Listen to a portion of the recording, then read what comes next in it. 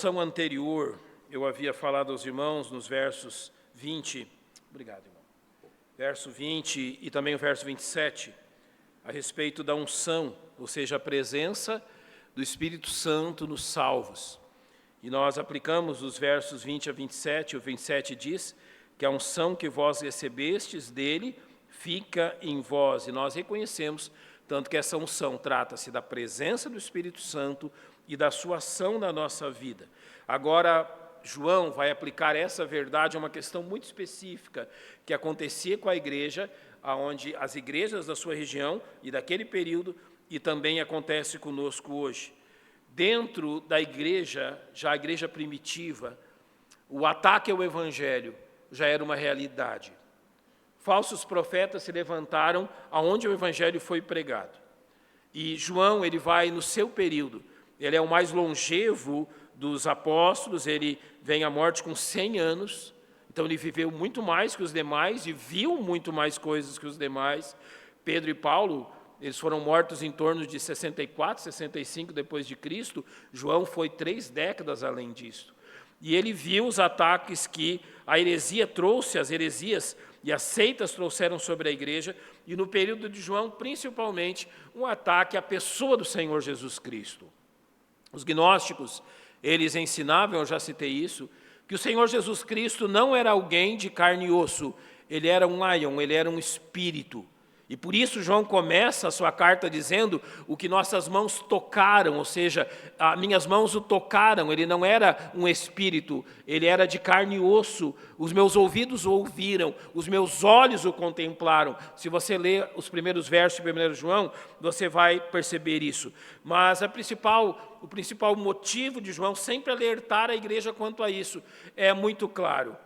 Irmãos, qualquer desvio doutrinário quanto à pessoa de Jesus Cristo joga por chão todo o evangelho. Nós não podemos, como igreja, nos desviar de forma alguma daquilo que a palavra de Deus ensina sobre Jesus Cristo. Por exemplo, nós temos seitas em nosso meio que estão crescendo e que ensinam que Jesus é um anjo tal Miguel ou Gabriel. Ele não é o Filho de Deus, ele é apenas um anjo. Há seitas em nosso meio que ensinam que Jesus é apenas um espírito evoluído, tal como foram outros, como Gandhi e outros grandes personagens da história. Temos seitas que ensinam que Jesus não morreu verdadeiramente e que ele era um dois. Então, na crucificação, o Cristo saiu e ficou apenas Jesus. Olha os absurdos que houve. Então, no tempo de João, isso também se dava. E ele diz no verso 26 do capítulo 2, estas coisas vos escrevi acerca dos que vos enganam. Então, ele está falando de algo muito sério. As heresias que acabavam por desviar as pessoas da fé em Jesus Cristo. E, infelizmente, nós vivemos um meio e um tempo assim também.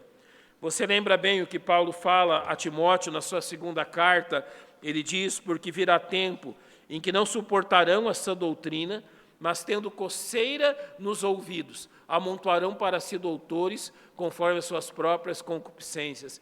Um pregador que veio pregar na nossa igreja alguns anos atrás, numa conferência, ao ler esse texto, ele chamou esses indivíduos citados aí de crentes cotonetes. Você lembra disso? Crentes que sentem coceira nos ouvidos. Literalmente, crentes que precisam de heresias para manter realmente a sua vida de pecados. E o verso 4 diz, e desviarão os ouvidos da verdade, voltando o quê? As fábulas. Fábulas são o quê? Histórias inventadas. Histórias que não são reais. Há N exemplos de fábulas. E eles transformam a palavra de Deus simplesmente numa fábula. Paulo diz na primeira carta a Timóteo a origem, qual a origem dessas heresias, ele diz. Mas o Espírito expressamente diz que nos últimos tempos apostatarão. Apostatar quer dizer desviar-se. Alguns se desviarão da fé. Por quê? Porque estão dando ouvidos a espíritos enganadores e à doutrina de demônios.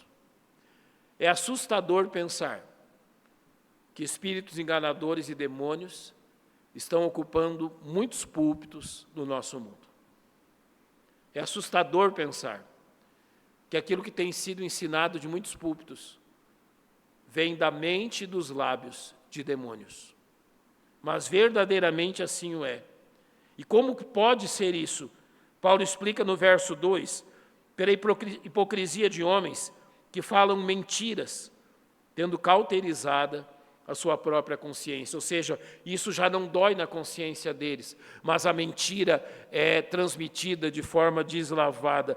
Então, nós chegamos à conclusão que, assim como João, nós vivemos um tempo onde parece que a verdade e a mentira estão misturadas.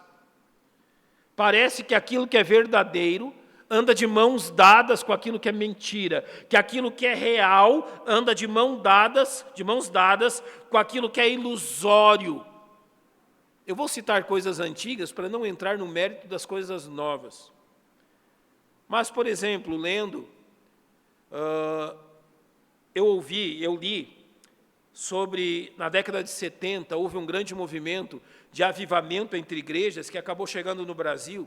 E você sabe como que esse avivamento começou? Havia uma igreja em Toronto, no Canadá, isso é um fato histórico, você consegue acessá-lo, há livros sobre isso, que ela teve um avivamento demonstrado da seguinte forma: num determinado culto, uma pessoa saiu dos bancos e subiu na plataforma e ela começou a imitar um urso, grunhir e a ter gestos como um urso. E ela disse à igreja que aquilo representava, naquele tempo da Guerra Fria, como a Rússia, então, a União Soviética, atacaria aqueles países da América e seria como um urso devorador. E eles tiveram aquilo como uma profecia.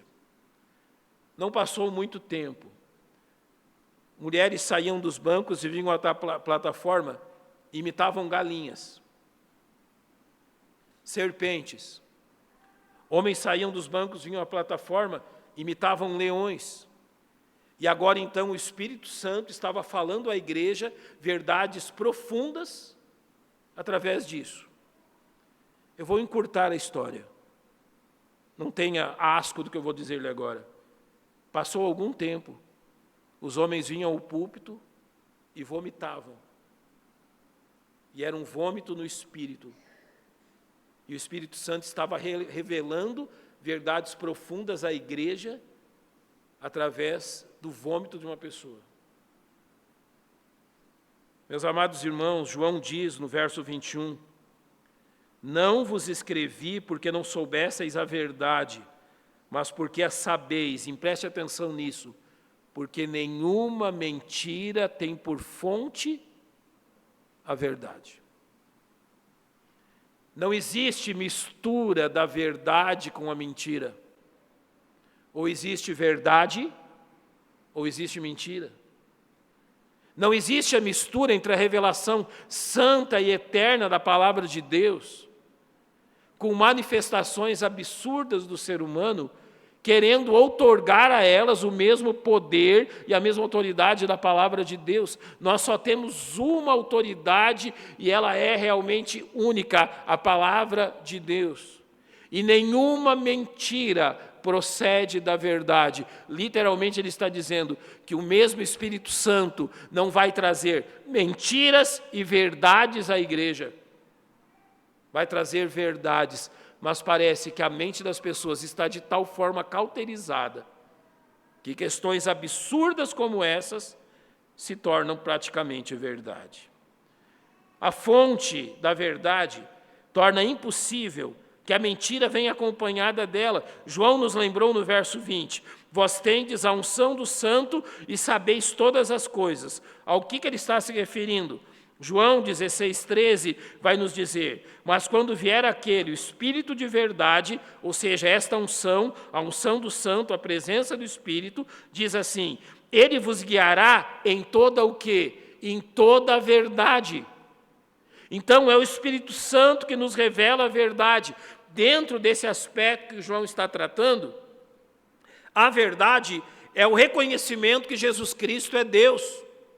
É o reconhecimento que Ele é o Salvador. Ou seja, essa verdade quer dizer que a sua mente é iluminada, ou seja, que Deus, como 2 Coríntios capítulo 4 vai dizer, mas Deus que disse que das trevas resplandecesse a luz, é quem iluminou o vosso coração, é quem resplandeceu em vossos corações para o conhecimento de Jesus Cristo. Então, o conhecimento da verdade é conhecer Jesus Cristo. E esse Espírito Santo que nos revela Jesus Cristo, ele não nos revelará inverdades ou mentiras. Então isso se aplica da seguinte forma: nenhuma mentira pode ter sua fonte na verdade, e jamais o Espírito Santo levará um salvo a depender de algo que não seja a verdade de Deus. Jamais o Espírito Santo vai nos levar realmente a depender e a confiar em coisas que não vêm do nosso Deus. Então, se há algo que não vem do nosso Deus, isso não é produzido pelo Espírito, e isso não é verdade. E quando seguimos algo que não é a verdade, colhemos os resultados. Da mesma forma, o Espírito Santo jamais conduzirá um salvo a algo que não for a verdade de Deus. Você já se pegou nos nossos dias, e isso agora tem sido transmitido nas redes sociais, agora não se tem mais vergonha de filmar isso nas igrejas e publicar para que todos possam ver. Você já observou quantas verdadeiras barbaridades são feitas durante os cultos? E talvez observando isso você se pergunte, isso vem de Deus? Porque tais pessoas asseveram que isto é um movimento de Deus, é um mover do Espírito. Eu não vou citar coisas aqui, irmãos, até por uma questão legal, mas também porque não compensa nós começarmos a citar as verdadeiras idiotices que têm sido feitas em púlpitos, dizendo que isso é gerado pelo Espírito Santo de Deus. Paulo deixou claro: doutrina de demônios, de espíritos enganadores, de homens que têm a sua mente cauterizada. Isso vai ter uma consequência, e João trata de apontar realmente qual é a fonte de tudo isso. Olhe para o verso 22. Quem é mentiroso, senão aquele que nega que Jesus é o Cristo? Quem é que mente? Aquele que nega que a palavra de Deus está falando sobre as coisas, as verdades, que Deus está falando sobre Jesus. E quem é este? É o anticristo, esse mesmo que nega o Pai e o Filho, não a pessoa do anticristo, a besta de Apocalipse 13, mas o espírito do anticristo, que se rebela contra tudo aquilo que vem de Deus. Então ele é claramente identificado nas Escrituras. Olhe para João 8,44, Jesus vai dizer àqueles homens: vós tendes por pai ao diabo, e quereis satisfazer os desejos de vosso pai. Ele foi homicida desde o princípio e não se firmou na verdade, porque não há verdade nele. Quando ele profere mentira, fala do que lhe é próprio, porque é mentiroso e pai da mentira. Essa é a sua identidade. Da onde vêm as inverdades, as mentiras proclamadas dos púlpitos? Do pai da mentira, de Satanás. Isso é deixado muito claro em 1 Timóteo 4, que nós lemos.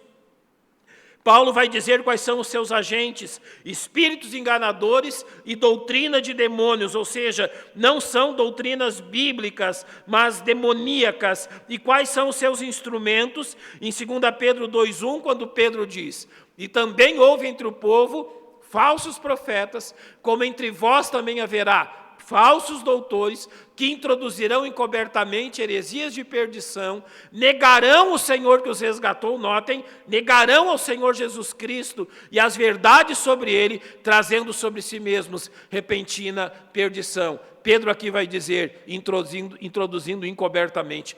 Você já viu como nesse espetáculo de horrores que se torna a igreja, o papel principal é ocupado pela música?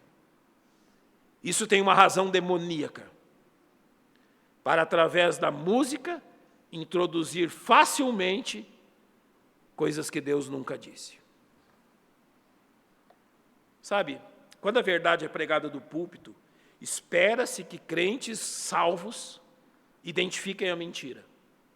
Você está atento, não? Eu estou falando aqui, vocês não estão atentos, ouvindo. Qualquer coisa que eu disser que não está de acordo com as Escrituras, parece que o seu ouvido queima. Nós fazemos o mesmo em relação à música? Não. Então é muito fácil introduzir heresias de perdição na igreja, encobertamente através da música. E é isso que tais instrumentos têm feito. Nesta mesma carta de João, no capítulo 4, verso 3, ele diz que todo espírito que não confessa que Jesus Cristo veio em carne não é de Deus, mas este é o espírito do anticristo, do qual já ouvistes que há de vir, e eis que já agora está no mundo. Eu vou usar um exemplo. Eu falei na escola dominical, e não tenho medo algum de dizer isso, a igreja adventista, o sabatismo é uma seita, não é uma igreja cristã, não prega o evangelho, não prega Jesus Cristo. É uma seita que ensina mentiras, ditas por uma suposta profeta, depois de uma verdadeira profetada, que foi quando marcaram o retorno de Cristo e iludiram nos Estados Unidos milhares de pessoas. É uma seita. Mas você observa como realmente as suas mentiras são disseminadas através da sua boa música?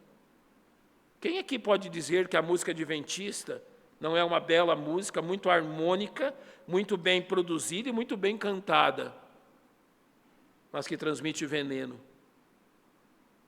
que transmite mentira, que não confessa Jesus Cristo?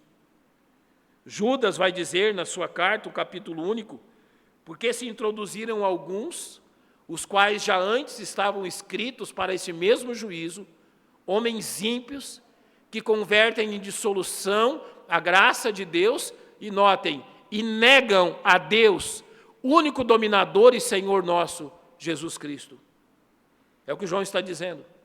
Eles negam quem é Jesus Cristo. E qual a consequência disso? O verso 23 de 1 João diz qual é a consequência. Qualquer que nega o Filho também não tem o Pai, mas aquele que confessa o Filho tem também o Pai. Qualquer que negar qualquer verdade sobre Jesus Cristo não é da verdade e não vem de Deus. Olhe como isso se aplicou aos judeus, e João mesmo fez isso no seu Evangelho, no capítulo 8, ele diz: vós fazeis as obras de vosso pai. Disseram-lhe, pois, aqui os fariseus estão discutindo com Jesus, eles dizem a Jesus, após Jesus dizer que eles realizam a obra de seu pai, eles dizem: nós não somos nascidos de fornicação, temos um pai que é Deus. E agora olha a resposta de Jesus: se Deus fosse o vosso pai, certamente me amaríeis, porque eu saí e vim de Deus. Não vim de mim mesmo, mas ele me enviou. Se Deus fosse o vosso pai, vocês me amariam. Se Deus realmente, se vocês servissem a Deus e a sua palavra, vocês me amariam. Sabe, muitas religiões usam o nome de Jesus, sua morte, sua ressurreição. Eu citei o adventismo. Talvez nenhuma outra seita cante tanto sobre o arrebatamento como o adventismo. Outras seitas cantem tanto sobre o amor. Mas em todas elas, há uma pergunta que diz, vendo o que creem. Eu vou usar, por exemplo, o catolicismo. Tome a doutrina católica, a doutrina romana, e pergunte à doutrina romana: era preciso que Jesus morresse na cruz? Era necessário que Jesus morresse na cruz? O adventismo, o mormonismo, o catolicismo, todas essas seitas dirão que sim, era necessário que ele morresse na cruz. Mas agora faça uma segunda pergunta: a sua morte na cruz é suficiente para a nossa salvação? Todos eles responderão: não. A morte de Jesus na cruz não é suficiente para que eu seja salvo. Eu tenho que acrescentar a isso o batismo, obras de caridade, guardar a lei. Eles não creem que Jesus é o nosso único e suficiente Salvador. E se alguém não crê que Jesus é o único e suficiente Salvador, João diz: qualquer que nega o Filho não tem o Pai. Não tem. Eu quero aplicar isso de 3 formas. Preste bem atenção nessa primeira questão. Nós não podemos chamar de igreja de Cristo uma igreja que nega qualquer verdade bíblica a respeito de nosso Senhor Jesus Cristo. Seu nascimento virginal, sua perfeita divindade, sua perfeita humanidade, sua promessa de vir, sua plena autoridade, tudo que você negar, qualquer verdade negada sobre Jesus Cristo, torna realmente a mensagem não bíblica. Então, irmãos, nós não chamamos de irmãos e não chamamos de igrejas co-irmãs ou igrejas de Cristo que pertencem ao Senhor Jesus, igrejas que pregam heresias sobre Jesus Cristo. Jamais. Em segundo lugar, nós não podemos reconhecer como parte do corpo de Cristo pessoas que neguem ou distorçam as verdades bíblicas sobre Jesus. João aqui nos diz: não vos escrevi porque não soubesseis a verdade, mas porque a sabeis. Ou seja, um verdadeiro filho de Deus que nasceu de novo sabe quem é Jesus Cristo. Se alguém chega em nosso meio e não reconhece as verdades sobre Jesus, nós não podemos chamá-lo de irmão. Jamais. Mas eu devo reconhecer, para terminar, nós não negamos que salvos, verdadeiros salvos, mas ainda imaturos na fé, possam ser temporariamente enganados pelo reino das trevas. Isso aconteceu com os Gálatas, preste atenção no que Paulo diz a eles. Ele diz: maravilho-me de que tão depressa passasseis daquele que vos chamou a graça de Cristo para outro evangelho, o qual não é outro, mas alguns que vos inquietam e querem transtornar o evangelho de Cristo. Ele diz: olha, me surpreende. Vocês mudaram de posição tão rápido. Eles ainda eram crianças em Cristo, precisavam aprender mais e precisavam ser corrigidos. Mas sim, nós reconhecemos que crentes imaturos podem cair neste erro e devem ser reconduzidos realmente a entender quem é Jesus Cristo e a sua fé. Eu quero terminar usando um exemplo. Nós temos os instrumentos na igreja, temos o coral. Alguns de nós que têm a capacidade, ouvindo os instrumentos, ouvindo o coral, de identificar qualquer anomalia por seu ouvido. Eles ouvem a música, ouvem os instrumentos, ouvem as vozes, e eles conseguem identificar quando algo está fora. Parece que dói aos ouvidos deles quando algo não está plenamente afinado. Isso acontece com muitos de nós. Outros passam batido, completamente desapercebido. Você pergunta: estava bom, estava ótimo. Sempre está bom. Mas alguns percebem algumas anomalias. Sabe, irmãos, nós devemos ser o tipo de salvos em Cristo que qualquer desafinação, qualquer anomalia quanto à pregação da verdade bíblica deve doer nos nossos ouvidos. Seja de um púlpito, seja ouvindo algo na internet. Hoje você tem aí tanta coisa para ser ouvida, mas nós devemos ser cristãos, assim como músicos que têm seus ouvidos treinados, cristãos que têm a sua mente e o seu coração treinados, de forma que qualquer coisa que for dita, que não é da verdade da palavra de Deus, isso doa aos nossos ouvidos. Eu vou usar um exemplo bem simples. Por exemplo, há um hino do cantor cristão, que algumas igrejas cantam na ceia, que ele fala assim: sangue que Jesus verteu é divino, é eficaz. E um dia eu estava indo no seminário, e um colega meu disse assim: olha, que hino maravilhoso, eu estou tão feliz por isso, o sangue de Jesus é divino. Eu virei para: opa, o sangue de Jesus é o quê? Está escrito aqui nesse hino, o sangue de Jesus é divino. Eu disse para ele: não é porque está escrito no hino que é verdade. O sangue de Jesus não é divino. É sangue 100% humano, porque foi vertido para minha salvação, eu, um humano. Jesus é 100% homem. Sabe quando você ouve algo que diz: não, peraí, isso não está certo. É assim que devemos ser. Porque claramente aquilo que João diz, nenhuma mentira vem da verdade. Não tem mistura. Ou vivemos na verdade do Evangelho, ou se aceitarmos algo que não é verdade, nós corrompemos completamente o que cremos. Somos crentes 100% da verdade. Somos crentes 100% bíblicos. Não aceitamos nada do que venha fora da Bíblia. Eu termino dizendo o que um professor meu sempre lembrava. Ele dizia assim: Fabiano, a verdade é velha. Sim, ela é bem velha. Para completá-la já se foram quase 2000 anos.